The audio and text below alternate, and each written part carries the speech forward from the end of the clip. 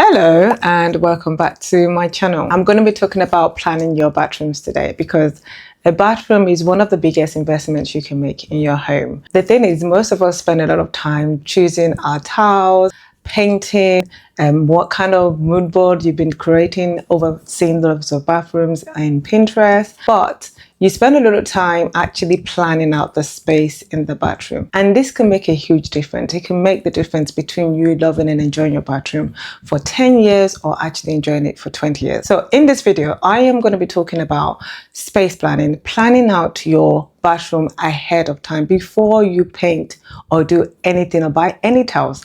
These are the things you should think about.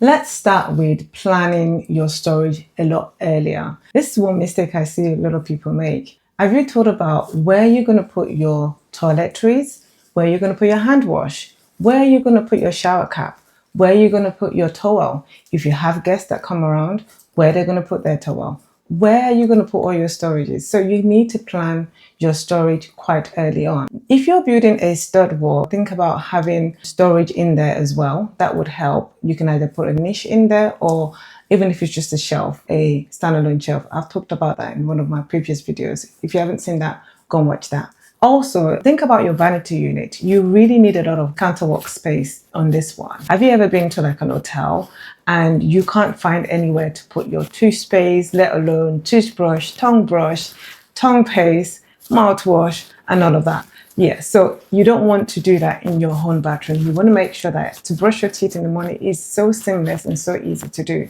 by making sure you've got space for it. Next one will be decide on your shower style early. Do you want it to be a concealed shower control or do you want it to be an exposed valve? So you want to think about this a lot earlier because for me, I would actually go for the exposed one just because if it's a high traffic bathroom and you have a lot of people using it, if you need to change things out once in a while, it might be a lot more difficult to go to one that is concealed rather than the one that is actually exposed. Next thing, you also do want to think about where you want to position your controls.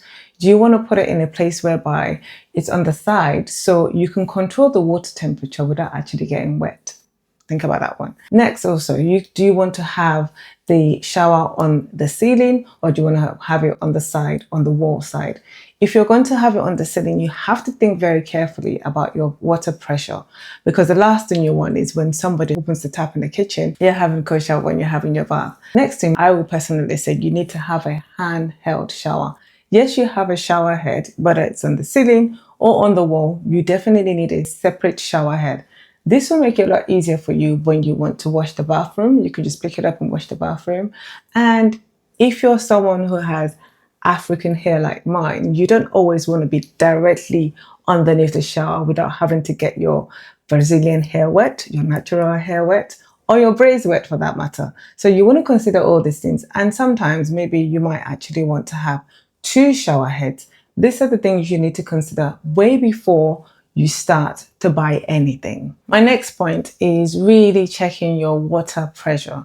There's no point in you buying like really expensive hardware, beautiful hardware, and then finding out that it's not actually going to work with your system. So you want to make sure that you check your plumbing. If you need to do any plumbing, you need to check if you need any water pressure and if multiple outlets actually do work together. So you don't want the situation whereby you've got this beautiful tap or shower head and then when it comes to putting it together, one, it doesn't work together with your system, or secondly, you get this flow off when somebody opens the taps downstairs in the toilet or in the kitchen, you're getting cold shower because the pressure doesn't actually work well. So it was one of those things where you need to get a plumber in and talk a little bit more technical or at least find out what works with work and making sure that if you need to change your tank, if you're someone who uses a tank in terms of boiler, have to check that first.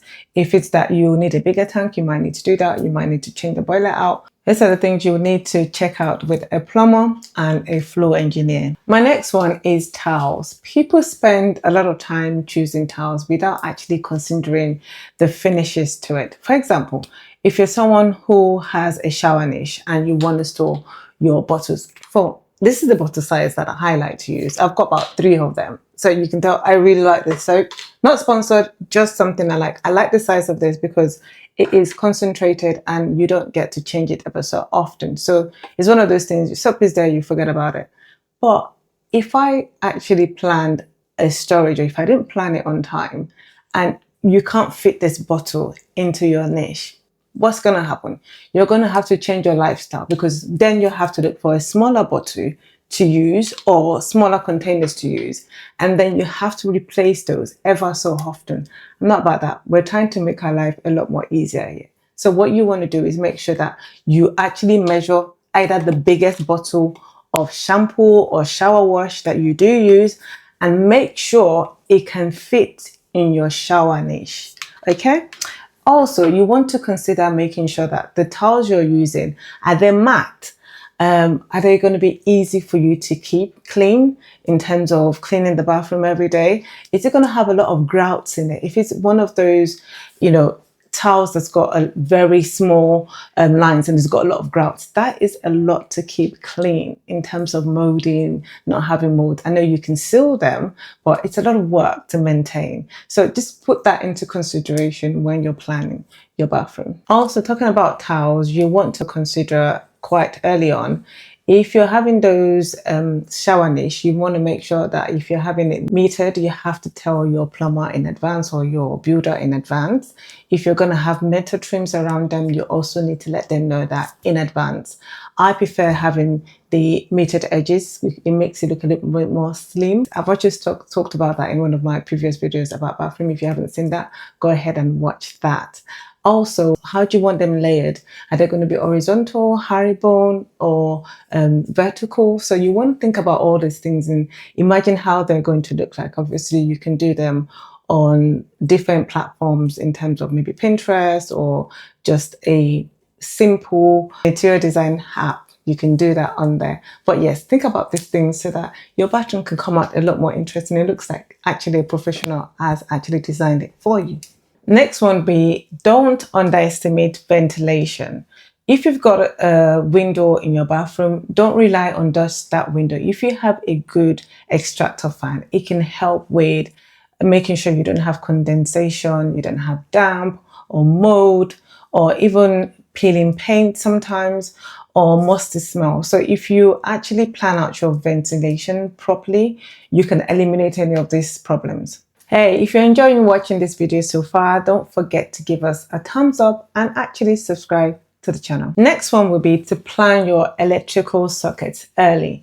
In the UK here, we have strict regulations regarding where you can put your electricals point in the bathroom. So the best thing you can do is speak to an electrician or make sure you have one to plan out where you can, what you can do, what you're not allowed to do. What I would like to at least plan for will have things like your electric toothbrush, your mirror, if you have one of those smart mirrors, even though I don't advocate for them, but at least those mirrors that have LED lights in them, you might want to plan for that. You might want to layer your lighting as well. So all those, you need to know where you're going to plug in a socket. If you have, for example, a Japanese toilet, a smart toilet, you're going to need to plug it somewhere. It doesn't just eat up the seats by itself. It needs power to be able to do that. So you need to make sure that you've got all this planned out with your electrician. Also, consider your sockets for your underfloor heating controls. If you're having underfloor heating put in to your bathroom, you're going to need somewhere to control it. You're going to need a plug-in or socket for that. So it's good to have that planned ahead. If you're not doing your bathroom from scratch or renovating, if you don't, you might not need an underfloor heating. But for me, I would always advocate for underfloor heating. My next tip would be to consider actually making sure you choose the right heated towel rail. This is not just about heating up your towel. If you consider actually getting a dual foil towel rail, it would help in terms of, in the summer when you don't need to actually heat up the whole house, you can just heat up just your towel, making sure that you come off the bathroom and you have a nice toasty towel. That's absolutely a really nice thing to have. And then having underfloor heating, the combination of two, I think is a big tip. But obviously you have to think about this in advance. You have to make sure that things are being put in place to be able to have those dual radiator working for you. Also, for the towel rail, adding a timer will actually help. So it only comes on when you actually need it, and it could save you a lot of money as well. My next tip will be to think about your layout. When you open the door to your bathroom, what is the first thing you see? Ideally, you don't want to see the toilet seat. Also, if you're having a nice long bath and you turn your head to the right or the left, you don't want to see the toilet seat. So you want to make sure that that seat is placed in the best position layout in your bathroom as much as possible. Does this cost you a lot of money? Yes, it can cost a lot of money because when you start to move the plumbing here and there, it can be quite costly. But we're just thinking about things you should think ahead before you start to either buy anything or commit to a particular plan for your bathroom. So think about this. Think about exactly where the toilet seat is going to be. You also want to think about, can two people use the bathroom at a time? When you open the door, does it open to your right or left? Are you right-handed or left-handed? You have to think about this. And how long does it take you to get to where you're going to get the towel? When you come out of the bathroom, how easy it is for you to actually get to the towel? You need to plan all of this to make sure that it's a comfortable and functional room for you to use. My next one will be to plan your lighting in layers. Don't just rely on your ceiling lights. You can actually layer your lights by having ceiling spotlights. You can have mirror lights as well. You can have LED lights in your vanity unit, especially if you're having a mounted one. That would be nice. You can also have LED lights in your niche in the bathroom, in the shower. So you can actually layer your lights in different areas of the bathroom. It will make it feel a lot more luxurious and a lot more planned out. My next one and final one will be to actually think about your future maintenance for the bathroom. For example, we talked about earlier, having towels that are easy to clean. So big towels means less grout, which means less cleaning. Also, if you have any kind of mounted toilets or vanity units, it means it's a lot easier for you to mop around. Matte finishes makes it a lot easier to clean, less fingerprints, less stains shown as well.